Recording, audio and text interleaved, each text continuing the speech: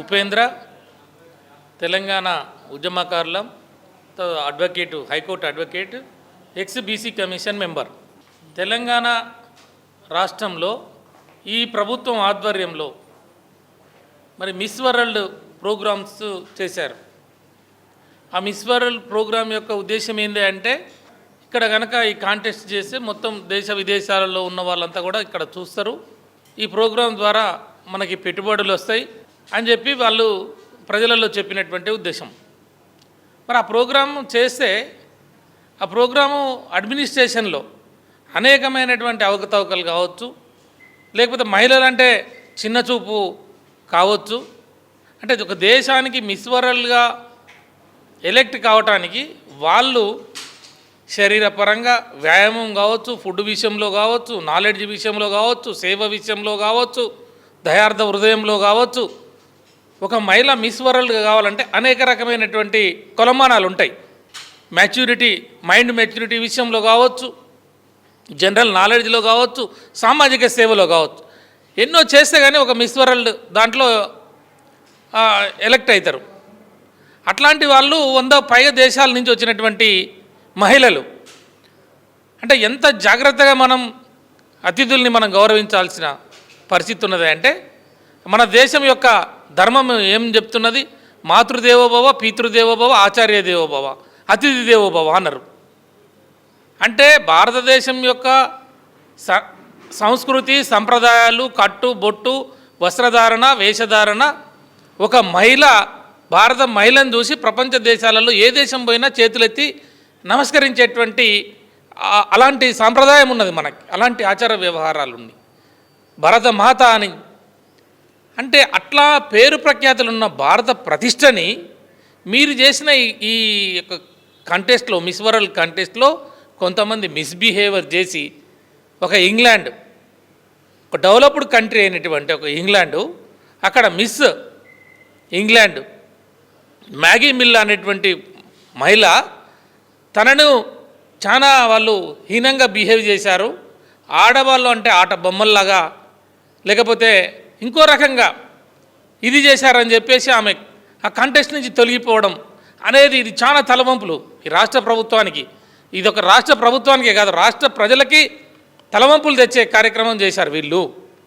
అంటే ఇక్కడ పెట్టుబడులు చేస్తామని లేకపోతే పేరు ప్రతిష్టలు పెంచుతామని చెప్పి ఉన్న పరువు తీశారు.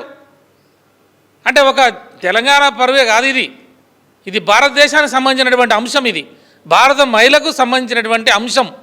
భారత మహిళకు ఉన్నటువంటి పురాణాలలో, ఇతిహాసాలలో, ధర్మాలలో భారత మహిళను ఎంత గొప్పగా గౌరవించేటువంటి ఈ దేశం యొక్క కీర్తి ప్రతిష్టల్ని ఆ మిల్లా మ్యాగీ ఇచ్చినటువంటి స్టేట్మెంట్ ద్వారా తగ్గిపోయే విధంగా చేశారు.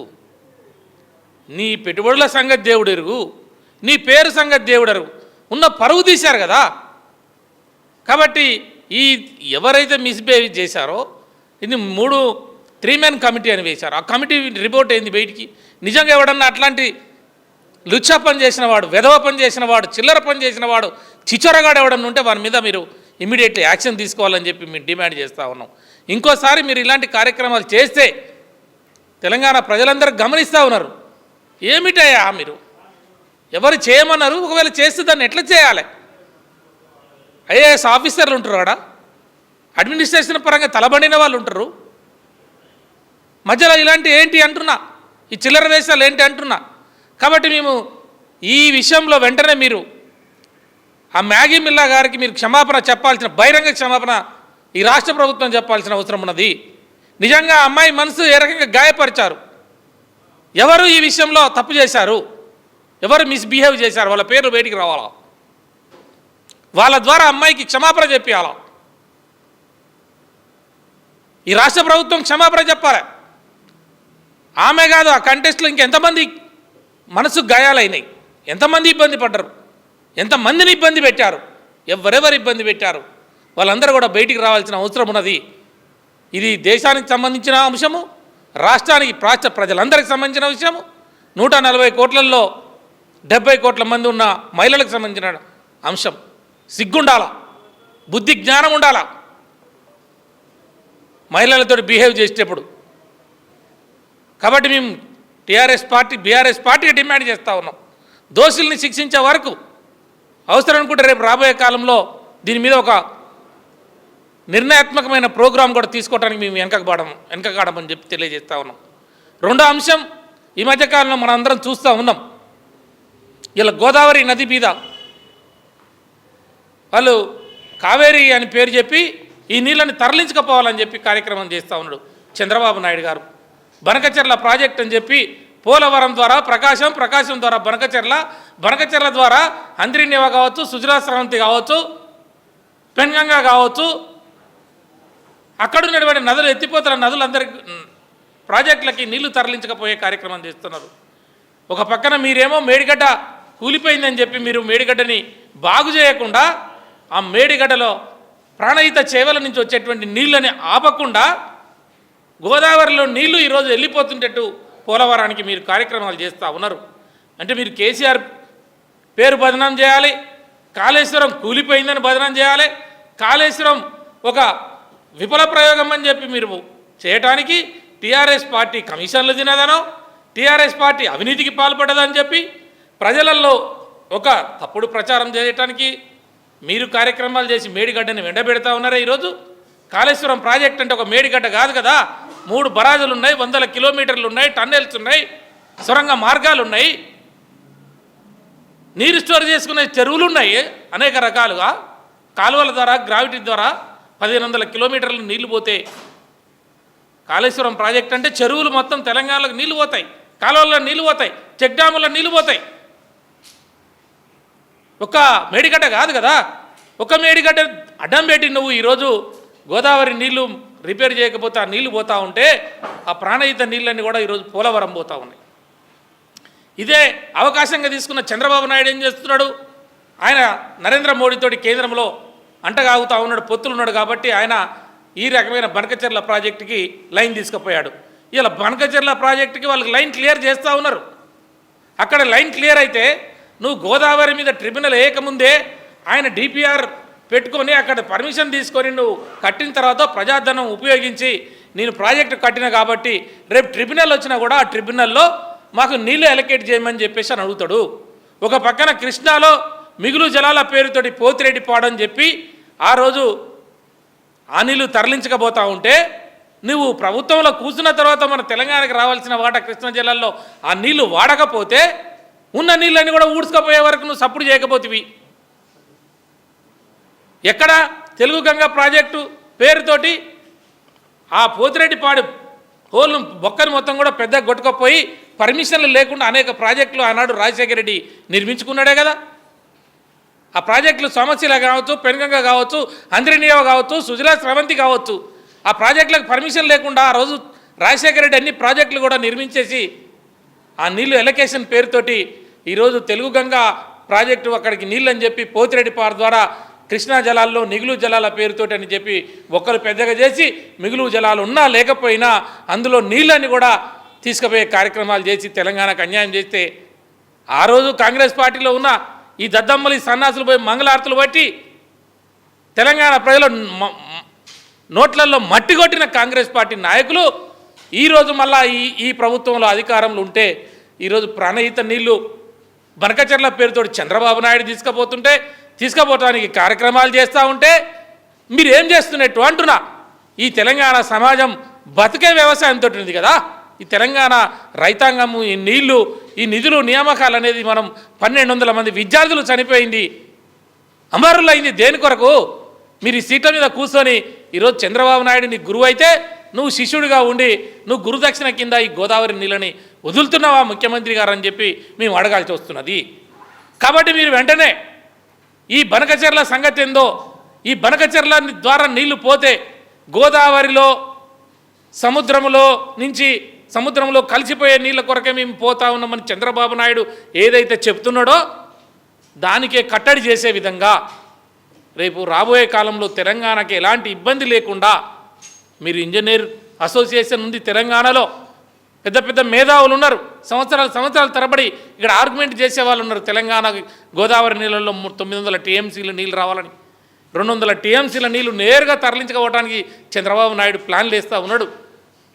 కాబట్టి ఈ ఇంజనీరింగ్ సంబంధించినటువంటి వాళ్ళంతా కూర్చొని ముఖ్యమంత్రి గారు గతంలో దీని మీద రివ్యూ చేసిన వాళ్ళు పెద్దలు ఎవరు, పుస్తకాలు రాసిన వాళ్ళు ఎవరు, వీళ్ళందరినీ కూడా నువ్వు కమిటీ వేసి తెలంగాణ హక్కుల్ని కనుక నువ్వు కాపాడకపోతే ఈ బనకచెర్ల ప్రాజెక్టు ద్వారా ఈ తెలంగాణ ప్రాంతానికి ఉరి వేసిన మార్గం అవుతుంది. ఈ తెలంగాణ ప్రాంతంలో నీళ్లు మళ్ళీ దోపిడీకి గురైపోయిన తర్వాత తెలంగాణ ఎడారిగా మారి అటు కృష్ణా నుంచి నీళ్లు దోచుకుపోతారు, ఇటు గోదావరి నుంచి నీళ్లు ఆంధ్రకు పోతాయి, ఆంధ్ర నుంచి రాయలసీమ, రాయలసీమ నుంచి కావేరట, కావేరి నుంచి తమిళనాడు. అంటే గోదావరి ఉన్నది తెలంగాణ ప్రాంతంలో, కృష్ణా ఉన్నది తెలంగాణ ప్రాంతంలో, క్యాష్మెంట్ ఏరియాలో ఈ ప్రాంతంలో హక్కు ప్రజల యొక్క హక్కు ఈ నీళ్ళు అనేది. ఈ నీళ్ళు మరి పరాయి వాళ్ళు తీసుకుపోతుంటే నువ్వు కళ్ళల్లో పెట్టి చూస్తే తెలంగాణ ద్రోహిగా మిగులుతుంది కాంగ్రెస్ పార్టీ. ఆ రోజు ఉద్యమాన్ని అణిచివేశారు, ఆ రోజు నీళ్లు పోతుంటే చూశారు, ఆ రోజు నిధులు పోతుంటే చూశారు. మళ్ళీ ఇప్పుడు మా కర్మగాలి మళ్ళీ తయారయ్యారు, అధికారంలోకి వచ్చారు, మళ్ళీ ఇప్పుడు అదే జరుగుతున్నది. మళ్ళీ నీళ్లు పోతుంటే చూస్తున్నారు, మళ్ళీ నిధులు పరిస్థితి అప్పులు ఉన్నాయని చెప్పి దివాలా తీసినామని చెప్పేసి అప్పుల కోసం పోతే చెప్పులేసుకపోయిన వాళ్ళలాగా చూస్తున్నారని చెప్పి ₹1 లేదనుకో చెప్తూ తెలంగాణ పరువుని నట్టేట ముంచుతున్నది కాంగ్రెస్ పార్టీ. కాబట్టి మేము ఏమంటున్నాం, ఇప్పటికైనా మీరు జ్ఞానంతో తెలివి ఉన్న వాళ్ళతోటి, అడ్మినిస్ట్రేషన్ చేసిన వాళ్ళతోటి, గతంలో మంత్రులుగా ఉన్న వాళ్ళు మీ దాంట్లో ఉన్నారు, సీనియర్స్ ఉన్నారు, వాళ్ళతోటి కూర్చొని మాట్లాడండి అయ్యా. ఈ రాష్ట్ర పరువుని తీయొద్దయ్యా. ఈ రాష్ట్ర ప్రజల బతుకులతోటి ఆగమా ఆట ఆడుకోవద్దని చెప్పి మేము విజ్ఞప్తి చేస్తూ ఉన్నామయ్యా. మహిళల పేరుతోటి పరువు తీసి నీళ్ళు పోతూ ఉంటే అదే రకంగా మీరు చూసుకుంటూ ఉండి ఈరోజు చంద్రబాబు నాయుడు మళ్ళొకసారి తెలంగాణలో పాగా వేయడానికి ప్రయత్నం రాజకీయంగా మళ్ళీ చూస్తూ ఉంటే మీరందరూ కూడా ఏం చేస్తూ ఉన్నారు? 2 కళ్ళని చెప్పి మళ్ళీ ఇక్కడ వస్తా అంటున్నాడు. 2 కళ్ళని మాట్లాడినటువంటి చంద్రబాబు నాయుడు గారు ఆ రోజు కాళేశ్వరం ప్రాజెక్టు కడుతుంటే దీన్ని కట్టొద్దు, కాళేశ్వరం ప్రాజెక్టు ఆపేయండి అని చెప్పేసి అపెక్స్ కమిటీకి లెటర్ పెట్టాడు, ట్రిబ్యునల్కు లెటర్లు పెట్టాడు, సుప్రీంకోర్టులో హైకోర్టులో పిటిషన్లు వేశాడు.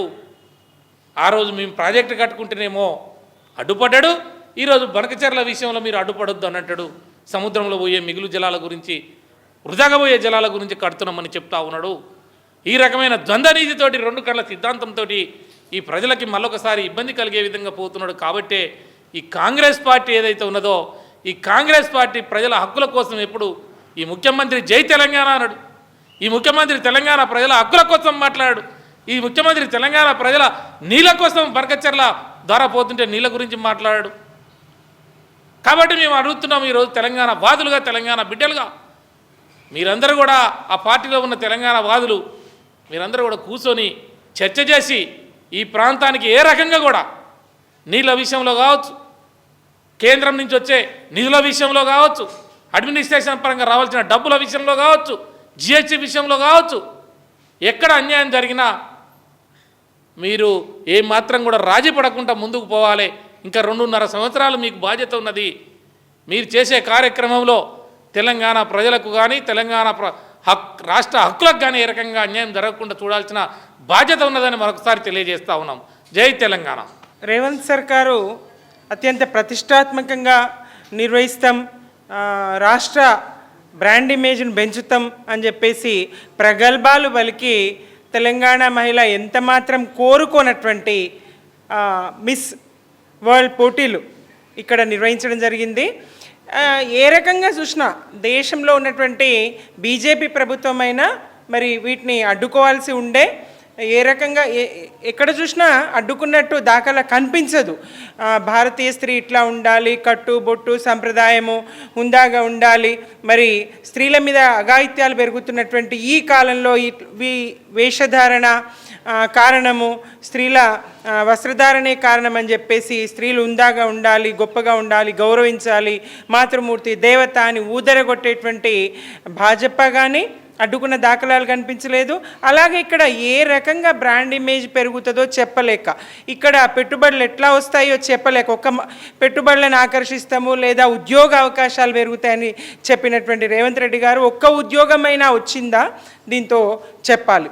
పైపెచ్చు మరి మహిళల గౌరవము అది ఇది అని చెప్పినటువంటి భారతదేశము గొప్పతనం హుందాతనం చాటి చెప్తాం ప్రపంచ దేశాల్లో అని చెప్పి ఇక్కడ దేశ పరువు తీసే విధంగా తెలంగాణ పరువు తీసే విధంగా ఈ పోటీల్లో ప్రవర్తన ఏదైతే జరిగిందో మహిళా కంటెస్ట్ పట్ల ఇంగ్లాండ్ పోటీదారు ఎవరైతే ఉన్నారో మిల్లా మ్యాగీ పట్ల ఈ అనుచిత ప్రవర్తన ఖండిస్తూ ఉన్నాము. ఆమె ఎంత బాధపడింది, వీళ్ళ ప్రవర్తన ఎంత సిగ్గుచేట ఆ ప్రవర్తన. మన ఇంటికి వచ్చినటువంటి అతిథిని మన రాష్ట్రానికి వచ్చినటువంటి అతిథిని ఏ స్థాయిలో గౌరవించాలి, ఎట్లా ఆదరించాలి, ఒక ఆడపడుచులాగా ఒక తోబుట్టులాగా చూసుకోవాల్సినటువంటి సంస్కృతి సంప్రదాయాలు ఈ గడ్డ మీద ఉన్నాయి కదా. మరి ఈ గడ్డ మహిళల నాయకత్వ పటిమకు పోరాట వారసత్వానికి ప్రతీక అయినటువంటి తెలంగాణ గడ్డ మీద సమ్మక్క సారాలక్కల వారసత్వాన్ని పుణికిపుచ్చుకున్నటువంటి తెలంగాణ గడ్డ మీద రాణి రుద్రమదేవి ఏలినటువంటి తెలంగాణ గడ్డ మీద నిన్నటి చాకలి ఐలమ్మ నిజాం నవాబు తొత్తులైనటువంటి జమీందారులను ఎదిరించినటువంటి చాకలి ఐలమ్మ పుట్టినటువంటి ఈ గడ్డ మీద మహిళకు జరిగినటువంటి ఇంగ్లాండ్ మిస్ మిల్లా మ్యాగీకి జరిగినటువంటి ఏదైతే అవమానం ఉందో నిజంగా విచారకరం, సిగ్గుచేటో. తెలంగాణ యావత్తు తలదించుకోవాల్సినటువంటి పరిస్థితి ఈ పోటీల వల్ల నెలకొని ఉన్నది. పోటీ ప్రారంభంలోనే మేము చెప్పినాం, మాకు ఈ బీఆర్ఎస్ ప్రభుత్వ హయాంలో జరిగినటువంటి ఈ కార్ రేస్ను పర్యావరణ పరిరక్షణకు ఇంధన పొదుపుకు కారణం కావాలి. అలాగే ఇక్కడ ఇంధనేతర సహజ ఇంధన విద్యుత్ వాహనాల ఉపయోగం పెరగాలని చెప్పేసి ఈ కార్ రేస్ని ఇక్కడ నిర్వహిస్తే దాన్ని తప్పుబట్టి దాని మీద ఏసీబీ ఇంకా ఈడీ పిలుపులు ఇచ్చి కేసులు పెట్టాలని చూసినటువంటి రేవంత్ రెడ్డి సర్కారు 54 కోట్లకే మరి తప్పుపట్టినటువంటి రేవంత్ రెడ్డి సర్కారు ఏ రకంగా 200 కోట్లు ఖర్చు పెట్టి ఈ అందాల పోటీలను నిర్వహించింది, దానివల్ల ఏం సాధించింది, తెలంగాణ మహిళలకు ₹1 లబ్ధి చేకూరిందా, ఎంత శాతం, 1% అన్నా తెలంగాణ మహిళకు మేలు జరిగిందా? సమాధానం తెలంగాణ సమాజానికి, తెలంగాణ మహిళా సమాజానికి సమాధానం చెప్పాల్సిన అవసరము రేవంత్ సర్కార్ మీద ఉన్నది. తెలంగాణ మహిళకు ఎన్ని హామీలు ఇచ్చి నీవు అధికారంలోకి వచ్చినావు, ఆ హామీలను నెరవేర్చాల్సినటువంటి అవసరం ఉండే కదా. నీవు చదువుకుంటున్నటువంటి మహిళలకు, విద్యార్థినులకు, కాలేజీకి వెళ్తున్నటువంటి విద్యార్థులకు స్కూటీలు ఇస్తానని చెప్పినావు, ఇవ్వలేదు. అలాగే కళ్యాణ లక్ష్మితో పాటు షాదీ ముబారక్తో పాటు తులం బంగారం ఇస్తానని చెప్పినావు, ఇవ్వలేదు. 18 సంవత్సరాలు నిన్నటువంటి ప్రతి మహిళకు 2,500 నెల టెన్షన్గా అకౌంట్లో వేస్తానని చెప్పావు, ఇవ్వలేదు. 2,000 ఉన్నటువంటి పెన్షను, అమ్మల పెన్షను మరి 4,000 చేస్తాను, చేయలేదు. బీడీ కార్మికుల పెన్షన్, మహిళల పెన్షను పెంచలేదు. ఒంటరి మహిళ పెన్షను పెంచలేదు. మరి ఏ రకంగా చూసినా కూడా నువ్వు మహాలక్ష్మి పేరుతోని మహిళల్ని మోసగించినటువంటి మోసం అంతా ఇంత కాదు రేవంత్ రెడ్డి. భారతదేశ చరిత్రలో తెలంగాణ మహిళకు జరిగినటువంటి మోసం, రేవంత్ రెడ్డి సర్కార్ చేసినటువంటి మోసం ఇంతవరకు జరగలేదు, భవిష్యత్తులో కూడా జరగదు.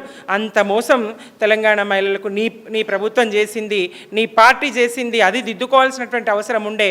మహిళలకు నువ్వు శాస్త్ర సాంకేతిక రంగాల్లో అభివృద్ధికి, చదువుకు, విద్యకు ఆ నిధులు కేటాయించాల్సి ఉండే. మహిళల కోసం విద్యా సంస్థల్ని, కాలేజీలని నెలకొల్పాల్సినటువంటి అవసరం ఉండే. అలాగే నాడు కేసీఆర్ గారు మహిళా అభ్యున్నతికి చేసినటువంటి అనేక పథకాలని కొనసాగించాల్సినటువంటి అవసరం ఉండే. మరి గర్భిణీ స్త్రీలకు ఇచ్చేటువంటి న్యూట్రిషన్ కిట్ ఇవ్వకపోవడతివి, మాతా శిశు మరణాలను తగ్గించినటువంటి కిట్ అది. అలాగే పసిగుడ్డలను మరి ఏదైతే పాత గుడ్డల్లో చుట్టేటువంటి పరిస్థితులు ఉండేనో వాటన్నిటిని తప్పిస్తూ పసిపిల్లలకు కావాల్సినటువంటి అనేక వస్తువులతోని వాళ్లకు ఇచ్చినటువంటి ఆ కేసీఆర్ కిట్టును ఇవ్వకపోవడతివి.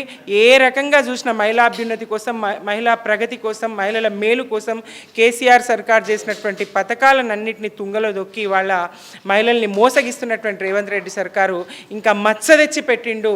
అవమానంతో తెలంగాణ సిగ్గుతో తలవంచుకునేటువంటి పరిస్థితిని తీసుకొచ్చిండు. తెలంగాణ మహిళ దీన్ని క్షమించదు. జై తెలంగాణ, జై KCR. Please subscribe to the channel and download the Politicos app from the links in the description.